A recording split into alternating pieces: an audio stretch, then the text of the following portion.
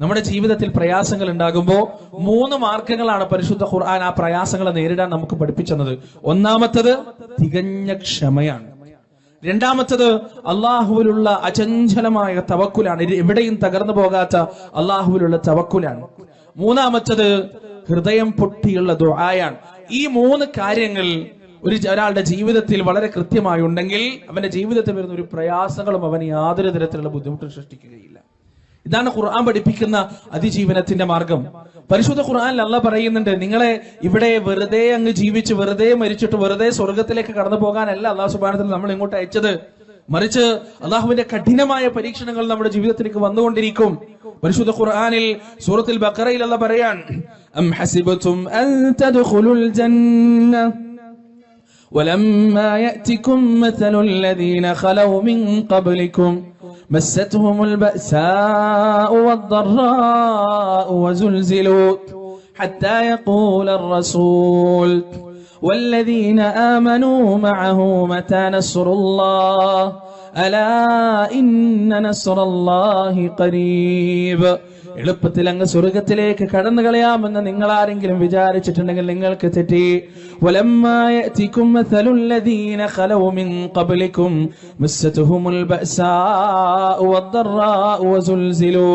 സച്ചരിതരായ ഇന്നലകളിൽ കഴിഞ്ഞുപോയ നിങ്ങളുടെ മുസ്ലിം നേതാക്കന്മാരുടെ നായകന്മാരുടെ ജീവിതത്തിൽ കടന്നു വന്നതുപോലെ പ്രയാസങ്ങളും ബുദ്ധിമുട്ടുകളും വന്ന് നിങ്ങൾ പിടിച്ചു കുലുക്കപ്പെടുന്നത് വരെ, ഏതുവരെ അവരിലെ പ്രവാചകന്മാർ ചോദിച്ചു പോകുന്നത് വരെ, മതാ നസ്റുല്ലാഹ്, എപ്പോഴാണ് അല്ലാഹുവിന്റെ സഹായമെന്ന് ക്ഷമയുടെ നിറകുടങ്ങളായ പ്രവാചകന്മാരെ ചോദിച്ചു പോകുന്നത് വരെ അവർ പരീക്ഷിക്കപ്പെട്ടു. ആ പരീക്ഷണം നിങ്ങളുടെ ജീവിതത്തിലേക്ക് കടന്നു വരുന്നത് വരെ സ്വർഗത്തിലേക്ക് കടന്നു കളയാമെന്ന് നിങ്ങൾ ആരെങ്കിലും വിചാരിച്ചിട്ടുണ്ടെങ്കിൽ നിങ്ങൾക്ക് തെറ്റി.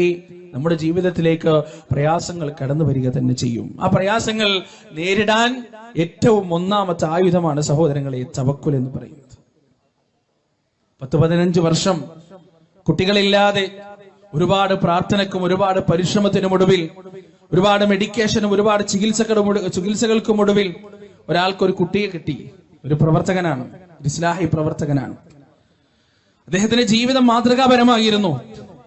അള്ളാനെ പേടിച്ച്, അള്ളാനെ ഭയന്ന്, അള്ളാഹ് പറഞ്ഞ മാർഗത്തിലൂടെ സഞ്ചരിച്ച് ഇസ്ലാമിന്റെ നിർദ്ദേശങ്ങളും നിയമങ്ങളും വിലക്കുകളും കൃത്യമായി ജീവിതത്തിൽ പാലിക്കുന്ന ഒരു മനുഷ്യൻ.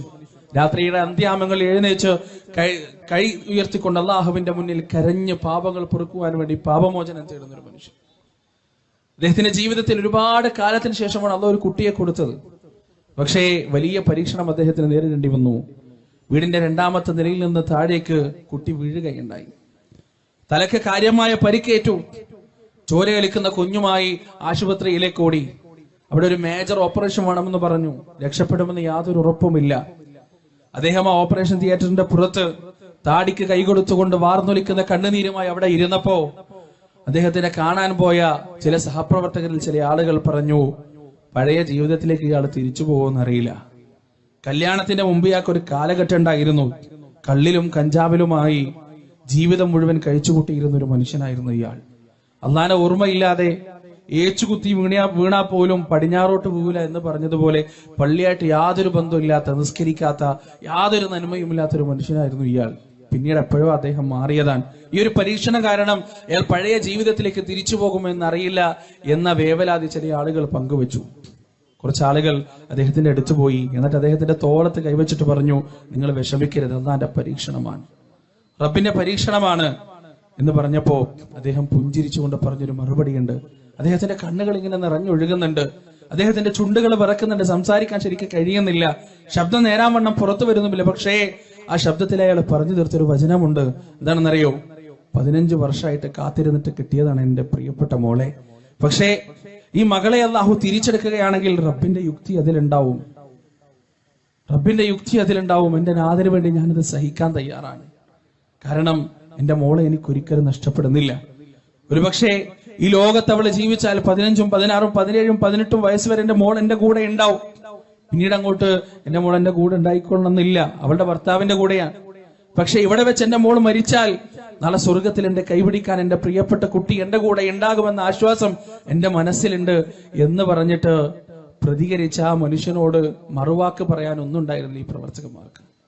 ഇത്രയും വർഷം കാത്തിരുന്നിട്ട് കിട്ടിയ ഒരു കുട്ടി നഷ്ടപ്പെടുമെന്ന വക്കത്തെത്തിയപ്പോ പോലും ഹൃദയം തകരാതെ വേദനിക്കാതെ എന്റെ റബ്ബന്റെ കൂടെ ഉണ്ടെന്ന് പറയാൻ അയാൾക്ക് സാധിച്ചുവെങ്കിൽ സഹോദരങ്ങളെ, ജീവിതത്തിൽ എന്തൊക്കെ പ്രയാസങ്ങൾ ഉണ്ടെങ്കിലും തവക്കൽതു അലൈക യാ അല്ലാഹ്, ലോകത്തിന്റെ രക്ഷിതാവേ നിന്റെ മുന്നിൽ ഞാനിതാ സമർപ്പിക്കുകയാണ് എന്റെ വേദനകളെ, എന്നെ നീ ഏറ്റെടുക്കണേ എന്ന് പറഞ്ഞാൽ ഒരു മുസ്ലിമിന്റെ മനസ്സിൽ അനിതര സാധാരണമായ അനന്യമായ അനുപമമായ സമാധാനത്തിന്റെ വേരുകൾ ഉണ്ടാകണം.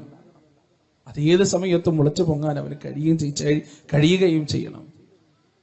ഖുർആൻ പഠിപ്പിക്കുന്ന അതിജീവനത്തിന്റെ മാർഗം ഇതാണ്. എന്തൊക്കെ പ്രയാസങ്ങൾ മുൻകാലഘട്ടത്തിലുള്ള ആളുകൾ അനുഭവിച്ചിട്ടുണ്ട്.